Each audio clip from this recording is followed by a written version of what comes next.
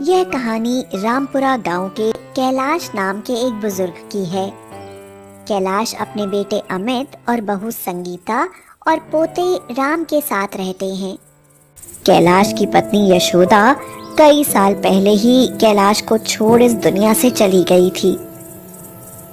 बापूजी, ये लो पैसे और बाजार से सब्जी ले आओ। कैलाश पैसे लेकर सब्जी खरीदने चला जाता है। वहां उसको उसका दोस्त मिलता है जो पैसों के कारण काफी परेशान था। कैलाश सब्जी के सारे पैसे अपने दोस्त को देकर खाली हाथ घर चला आता है। क्या हुआ, सब्जी नहीं लाई क्या? कैलाश संगीता को पूरी बात बता देता है और संगीता गुस्से में अपने कमरे में चली जाती है। रात को अमित ऑफिस से घर आता है और सब जब खाने के लिए बैठे थे तो अमित बोला, अरे ये क्या संगीता, आज खाने में सिर्फ दाल ही बनाई, सब्जी नहीं बनाई?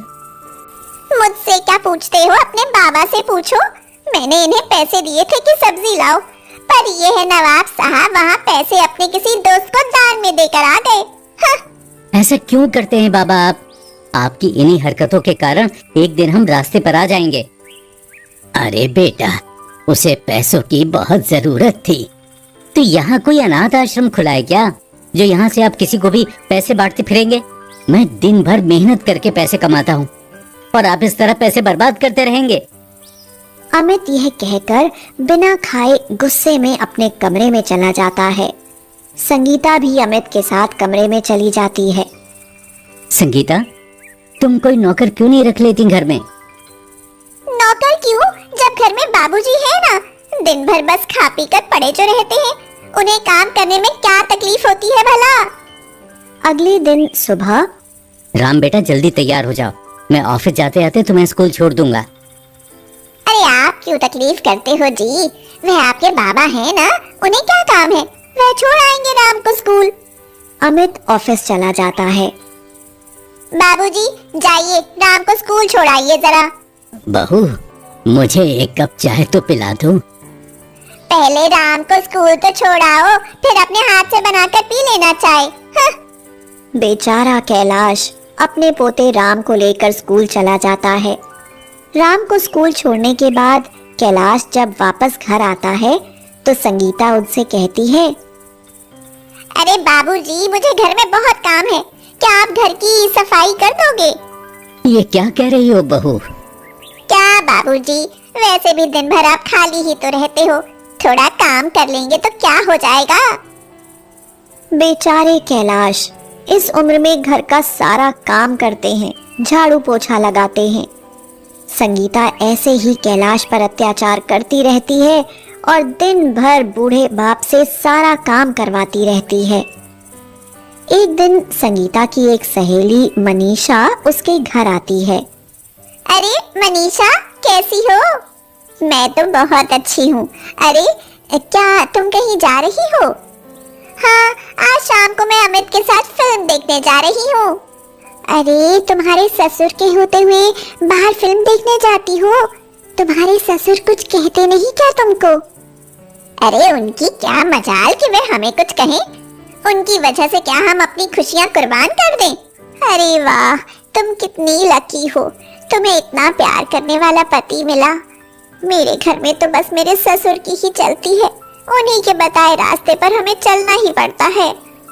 अरे मनीषा, तेरे ससुर की बात अलग है, वे पेशे से कितने रईस हैं, पैसे वाले हैं, और मेरे ससुर तो भूखे नंगे हैं, उल्टा हम पर बोझ बने बैठे हैं। हाँ। संगीता और मनीषा की सारी बातें कैलाश सुनता है और उसकी आंखों से आंसू बहने लगते हैं। अरे ओ बाबूजी, आपको दिखाई नहीं देता क्या घर में मेहमान आए हैं? जाओ हमारे लिए चाय बना कर ले आओ। कैलाश बूढ़े बदन से हल्के हल्के पांव लिए किचन में जाकर चाय बनाते हैं। मनीषा चाय पीकर वहां से चली जाती है। अरे ओ बाबूजी, कहाँ मर गए? ये लो पैसे और बाजार से सामान ले आओ। और हाँ, पिछली बार की तरह पैसे किसी को दान मत दे देना, वरना घर में आने नहीं दूंगी। हाँ बहू, मुझे थोड़े पैसे और दे दो, मैं डॉक्टर के पास भी जाने वाला हूँ, मेरी तबीयत खराब है। बहाने मत बनाओ, दिन भर खा पी कर पड़े रहेंगे तो हाथ पैर दुखेंगे ही ना। थोड़ा काम करो तो शरीर अच्छा रहेगा। बेचारे कैलाश दिन भर काम करने के बाद थके हारे बाजार चले जाते हैं। बाजार से आते वक्त रास्ते में कैलाश को बुखार के कारण चक्कर आ जाते हैं और वह बेहोश हो जाते हैं। इधर घर में फोन आता है कि कैलाश गिरकर बेहोश हो गए हैं। सब बहाने बना रहे हैं, कामचोर बाबूजी। हाँ, यह कहकर संगीता फोन काट देती है। रात को अमित ऑफिस से घर आता है। उसी वक्त कैलाश को दो लोग घर छोड़ने आते हैं। अरे पापा, ये क्या हुआ? वो बेटा, मुझे चक्कर आ गए थे। अरे अमित, इन्हें काम वाम तो करना नहीं है तो बहाने बनाकर आ गए कि चक्कर आ गए मुझे। ये क्या बाबा, दिन भर घर में बैठे बस खाते पीते रहते हैं। थोड़ा घर का काम कर लेंगे तो क्या बिगड़ जाएगा आपका? अब मैं कमाने जाऊं या घर का काम करता रहूं या आपको संभालता रहूं? परेशान हो गया हूं मैं आपकी इन हरकतों से। क्या करें अमित, मुझे भी दिन भर ये ऐसे ही परेशान करते रहते हैं। कहीं चले भी नहीं जाते कि जान छूटे इनसे मेरी। अगले दिन कैलाश अमित के पास आते हैं और कहते हैं, अमित बेटा, मुझे मेरे दोस्त के घर छोड़ दो। वो अकेला रहता है। अब मैं उसी के साथ हमेशा के लिए रहने चला जाता हूँ। अरे बाबा, ये क्या कह रहे हैं आप? हाँ बेटा अमित, मुझे लग रहा है कि अब मेरे कारण घर में बहुत परेशानी हो रही है। अच्छा होगा मैं यहाँ से कहीं चला जाऊं। ठीक है बाबा, जब आपने जाने का ठानी लिया है तो मैं रोकने वाला कौन होता हूँ। वैसे भी वहाँ आप खुश रहेंगे और हम आपके बिना यहाँ। अच्छा हुआ बेटा तुम्हारी माँ इस दुनिया में नहीं है, वरना इस बूढ़े शरीर से कैसे मैं उसका बोझ उठा पाता। अमित कैलाश को लेकर कैलाश के दोस्त के घर आता है। अब ठीक है अंकल, अब मैं चलता हूँ। बेटा अमित, एक मिनट रुको। देखो, तुम जो कर रहे हो ये बहुत गलत है। वो तुम्हारे पिता हैं। तो क्या करूं अंकल, उनकी हरकतों से मैं परेशान हो गया हूँ और वो खुद ही यहाँ आए हैं। मैं तो उन्हें मना कर रहा था। बेटा अमित, तुम्हें पता है तुम कैलाश की अपनी औलाद नहीं हो बल्कि उसकी सौतेली औलाद हो। ये क्या कह रहे हैं अंकल?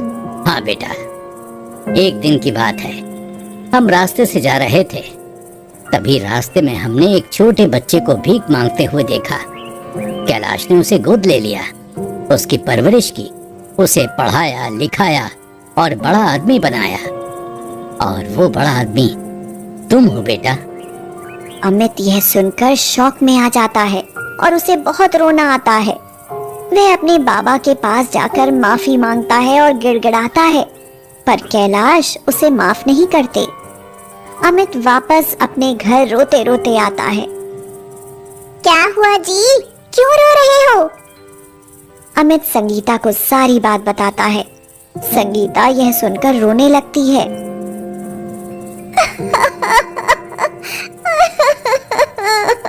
मैंने बाबूजी पर बहुत जुल्म किए जी।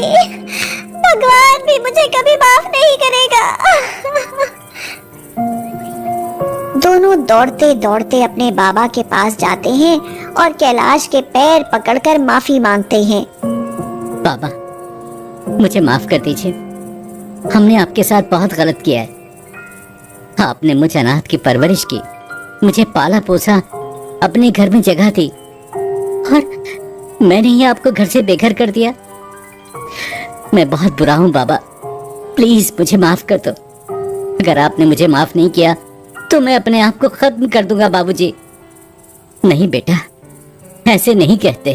कैलाश अपने बच्चों को गले लगा लेते हैं और दोनों को माफ कर देते हैं और फिर सब खुशी खुशी एक साथ रहने लगते हैं।